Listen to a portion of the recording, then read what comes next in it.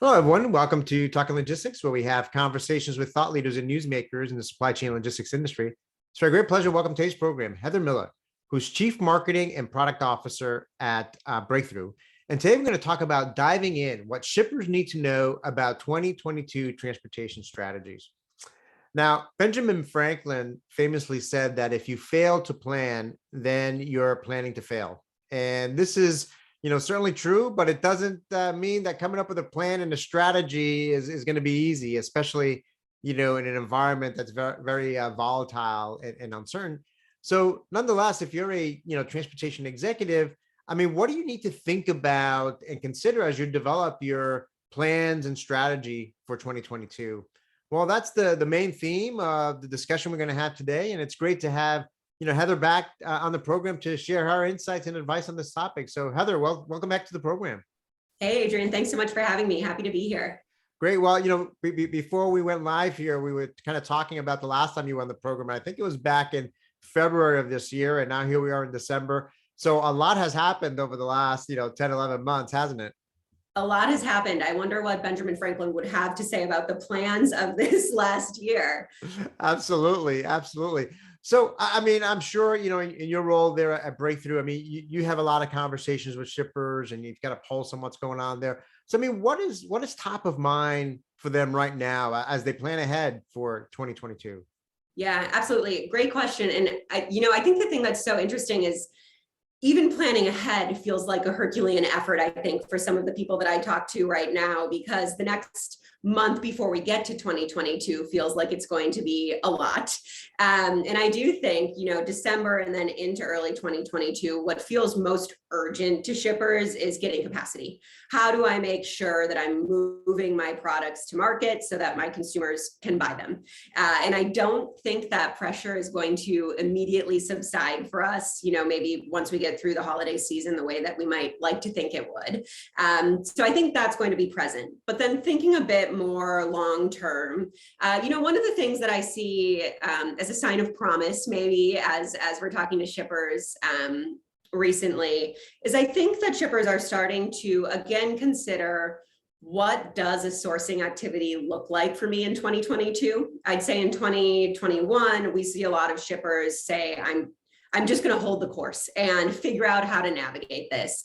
And what I find hopeful about moving into 2022 is, I'd say we're really hearing shippers consider, how can I source? What would be an appropriate strategy for me? And how do I sort of pre-level set this space that I'm in? So I think that is exciting. I think shippers are certainly preparing a sourcing strategy that is potentially more agile and nimble than it was in the past. And then I think the other thing that's really on shippers' minds, and it's coming to life in many different ways, is the challenge of sustainability and sustainability goals at the corporate level coming into supply chain and coming into very specifically transportation and logistics. And how do we navigate that pressure on top of sort of the environment that we're in already? Yeah, and a lot of great points there, and I think I'm going to dive into some of those points that you just brought up in as we go on here. But let's talk about one of the first things you talked about. This focus on getting capacity, right? And when I talk to shippers, the question always this time of the year is trying to make predictions about what's the market going to look like next year. And I always say that making supply chain logistics predictions is like throwing, darts at a moving target, right? So sometimes you get lucky and you hit the bullseye, and other times you miss the bullseye by a mile. So based on what, you're seeing and what you're hearing in the market, what are your predictions for capacity and rates in 2022? Yeah, let's see how I do here. We'll have to play this back next year.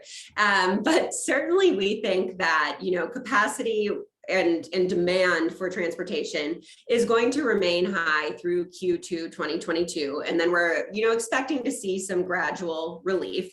In fact, I'd say we're maybe cresting at our highest level of demand requirements. We saw in the Breakthrough ecosystem of shippers that October actually was our first year-over-year decline in freight demand. So small relief, but maybe we've crested and we expect demand to be high, but start to come down.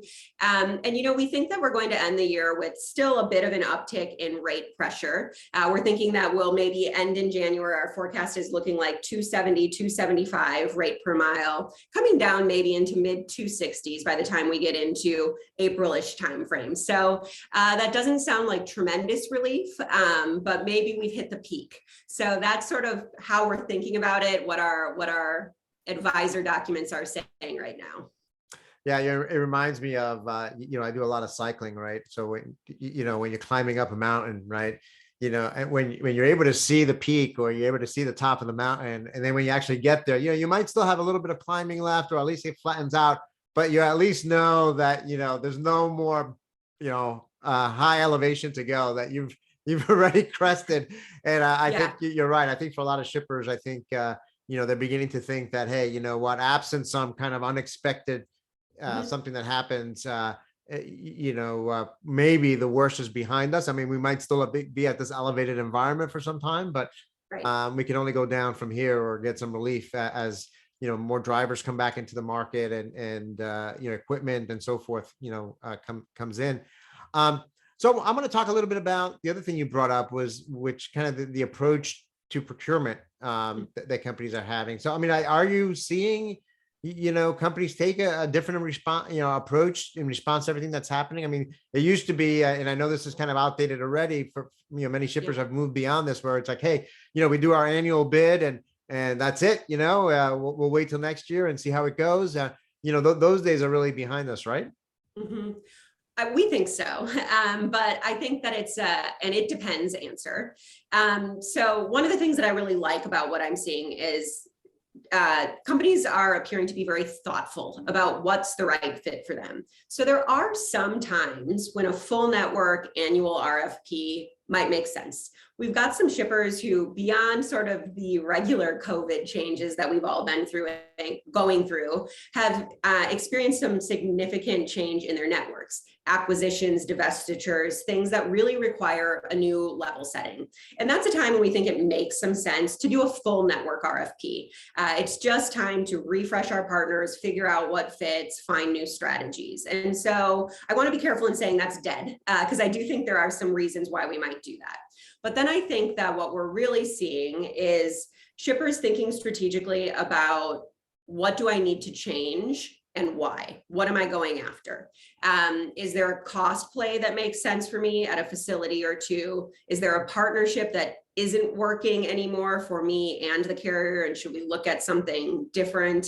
How do I really narrow down my scope to get the increased capacity, decreased cost, increased service that I need? And I think that shippers are thinking more about that at a facility level or at a customer level or at a regional level instead of as a full national plan.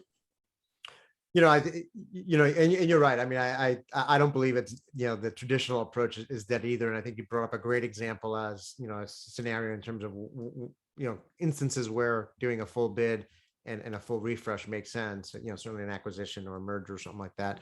But I think you also brought up something that you said, asking why, right? So why do we need to change, or why does it make sense to focus on particular lanes or particular modes or things of that nature? So I think, asking that why question, I think is, it's very important. And then I think, I think it's always, the danger in anything, and I think it holds true here in procurement is to become complacent to, and become too comfortable with the way we've always done things. And I think it's asking those why questions and exploring opportunities, that make a lot of sense. So let's talk a little bit now about, and certainly this plays a role in procurement, in light of all the kind of the volatility and the uncertainties out there. I mean, how can shippers leverage data and technology to become more agile and more responsive? Yeah, absolutely. I think what you're describing is so true. Inertia is really powerful and you sort of need a force to change it. And, we really think that force is data. How else do you change something without being able to identify that it's broken in maybe a better way? And so certainly finding those data platforms, data partners that can help illustrate that are super important. when we're thinking about transportation and about procurement, certainly that data focuses on where capacity is available. So really being able to understand network fits, price. Obviously, price is always going to be a part of the conversation when we're thinking about procurement outcomes. And so if we're not going to go to market with a full RFP, how do we prove that we have a fair price? And how are we able to avoid sort of that RFP need as justification? And so making sure that you are able to find a provider that can give you data and information around what's an appropriate contract price, and not only allow you to feel confident in the relationship that you're getting into between a shipper and carrier, but being able to speak to that internally as well. Change management internally is real and is a challenge. And certainly data is needed to help sort of justify maybe why an RFP isn't needed. So, data around capacity, data around price, and then data around service and data around how the relationships have been serving you. And really that comes oftentimes from our own historical data footprints in a transportation network. Relationships that work have a certain data footprint as far as service is concerned, and relationships that don't work become pretty clear when you get down to the data and what compliance or on-time pickup or on-time delivery looks like, whatever is important in your network. And being able to use the data as a way to assess the effectiveness of those relationships before really any strategy is enacted is foundational, I think. Yeah, I think it was Deming that said, right, in God we trust, all others, bring data, must bring data. Yeah. So I mean, you can't just act on, there is something to having a gut feeling or gut reactions, but that can only take you so far. You really need to leverage data and to get those insights that perhaps go beyond what your experience has been historically or what your gut feeling tells you, because sometimes your gut feeling is wrong, and the data kind of bears that out, or more importantly, provides a window to areas of opportunity that you might not have thought about. So definitely, I mean, I think one of the things moving forward that's going to be important is, I think one of the lessons learned has been that the whole industry really needs to become more data driven, whether it's certainly shippers, carriers, everyone in the industry is becoming much more data driven. That's why those that are able to leverage the power of the network and network based data to provide those insights is going to be it's going to be critical moving forward.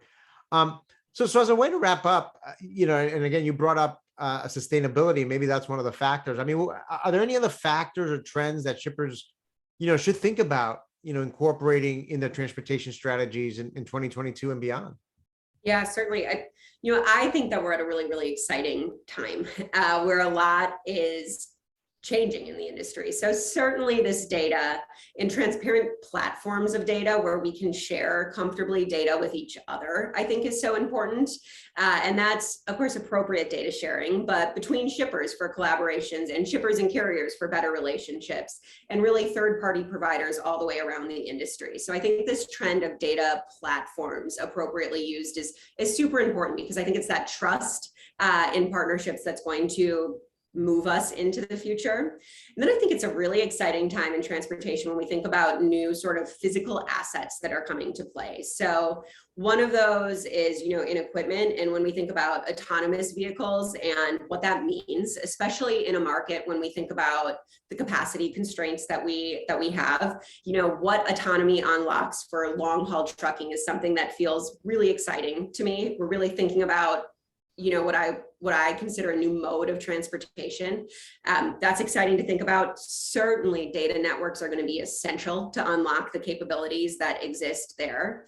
I think we're also in this really interesting time in the evolution of energy and what energy types look like for commercial transportation, whether our future looks like electric or hydrogen fuel cell or maybe solar someday. Like, I think we're really in this time where things are evolving, and a different future of many fuels in a single transportation network is not crazy, is probably a reality in the next few years. And so that's really exciting to me. And then certainly this topic of sustainability. We talked a lot, and I think the transportation industry has talked forever about service, capacity, cost as sort of the three pillars that we're always managing against. We really believe that sustainability and emissions are becoming a fourth variable on the plate of transportation. And so how do we think about the decisions that we're making, the new technologies that are coming into play, and what the trade-offs are? How do we create KPIs that are not only accounting for in stock and on time, but also an emissions factor? I think that these are things that are not so far off in the future and create complexity, but also create opportunities. And so there's going to be no shortage of change and plans to capture the benefit of that change, I think, in the future for us. Yeah, I mean, I think, as you were talking there and all the things you brought up, you got the, autonomous trucks, continuing to make progress, alternative fuel vehicles, whether it's electric or otherwise. You talk about sustainability, all of these things are having an impact on transportation today. And, just looking at kind of their progression, they're going to continue to have an impact in the years ahead. I think the one thing, we may not be, our crystal balls may not be, perfect when it comes to try to predict, rates and capacity and everything else. And which is why, having a pulse on real-time data and information is so important, because, the key is not so much to making a prediction right now and then aligning everything to it and then be wrong and be completely off course.